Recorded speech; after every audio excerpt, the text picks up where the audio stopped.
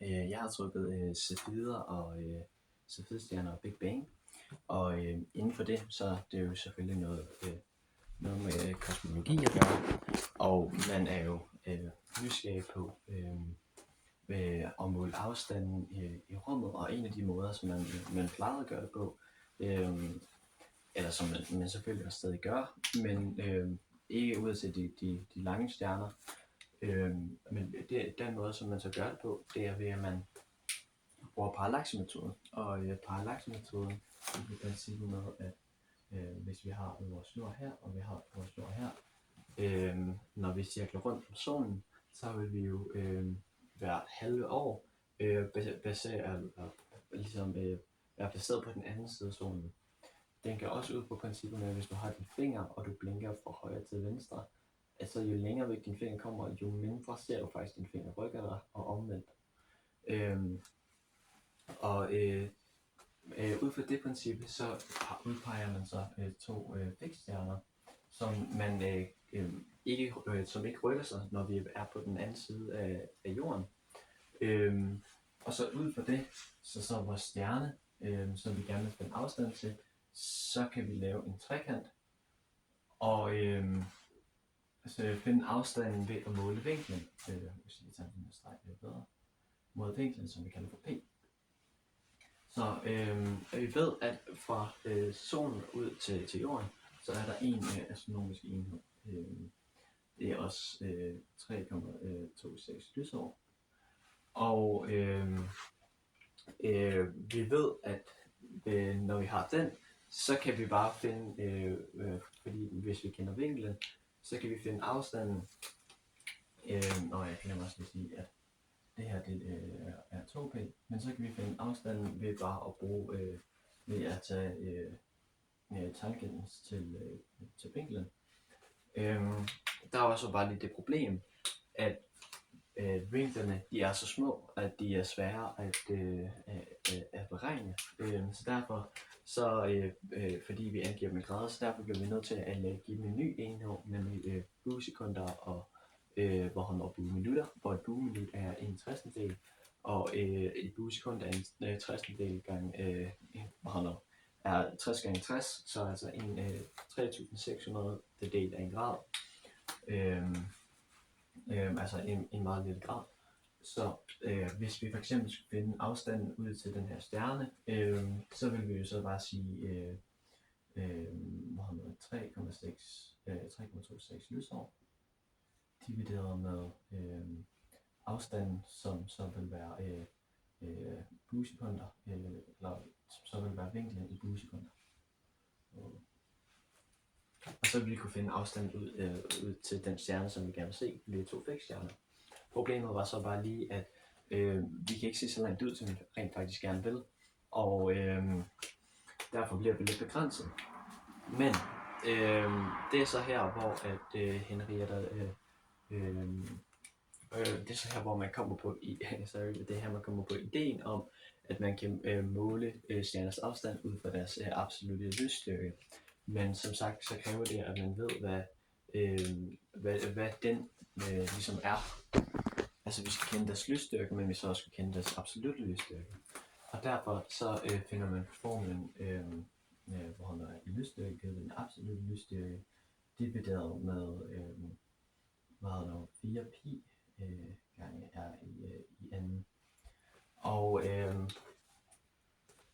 det virker jo som en rigtig god idé, men man har jo stadigvæk problemer med at finde den her absolutte lysstyrke. Det er så her, hvor Henrietta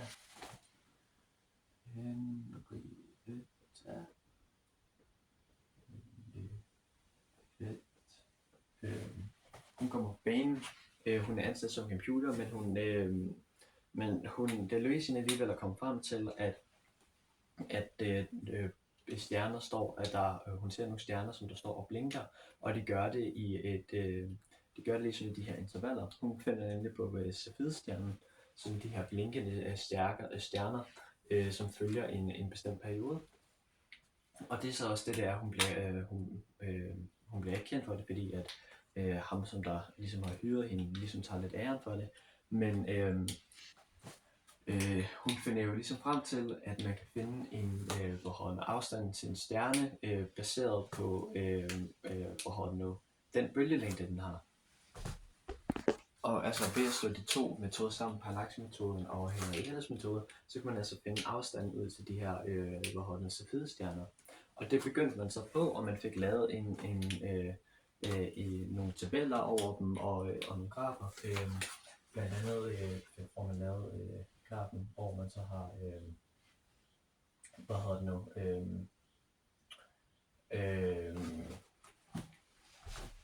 man får lige så lavet sådan en graf, næsten rytmisk, som der går op og så breder sig ud, hvor at på y-aksen der har vi lysstyrke, og på x-aksen har vi altså perioden per dag, som altså siger, at jo længere periode vi har, jo større er lysstyrken også på de her stjerner. Og baseret på alt det her, så begynder man at tage en masse målinger på en masse Cepheidstjerner. Og det er så her, hvor Hubble han kommer ind. Fordi Hubble han finder afstanden ud til en stjerne, der ligger rigtig, rigtig langt væk. Han troede først, at det var et sort hul, men det viser sig at være en Cepheidstjerne. Problemet var bare lige, at den lå i en anden galakse. Og det blev så til Andromeda-galaksen. Det han så, og på grund af det, så opdager man ligesom, at der er en masse galakser, og man begynder at finde Cepheidstjerner ud i andre galakser, og man finder en hel masse af dem. Og det leder så til, at Hubble, han ligesom, og det leder ligesom til, at man begynder at måle, på emissionsspektret ved, altså man begynder at kigge på de her spektrummer, hvor man så ser de her absorptionslinjer. Og når man så kigger på de her galakser, så kan man se, at de er altså meget rødforskudt. Og hvis man skulle forklare det i forhold til begrebet vi kender, så Doppler-effekten, det er når det er, at der er noget, der bevæger sig imod os, så kan vi se, at frekvensen, vi fornemmer den som højere, fordi at bølgerne de bliver presset sammen, og bølgelængden bliver mindre. Og det er selvfølgelig modstanden at bevæge sig væk fra os, så bliver de det, som man kalder rødforskudt, det altså det her med, at bølgelængden den bliver længere med den, fordi at frekvensen den bliver lavere. Og det er så det man ser, altså fordi de er rødforskudte og henholdsvis blåtforskudt, det er kun Andromeda-galaksen der er det, så ved vi altså, at de bevæger sig, at alle galakser bevæger sig væk fra os på nær Andromeda. Og det begynder man så at regne på, og Hubble han kommer altså frem til en graf, hvor at man har farten i forhold til distancen. Altså at jo længere væk at galakserne de er, jo højere fart har de. Så han tilføjer altså en konstant, som så bliver kaldt for Hubble-konstant, H0 gange D, er i lige med farten. Den her Hubble-konstant, den definerer han, bliver så, fordi de tager så mange målinger, kan han så definere via 20,8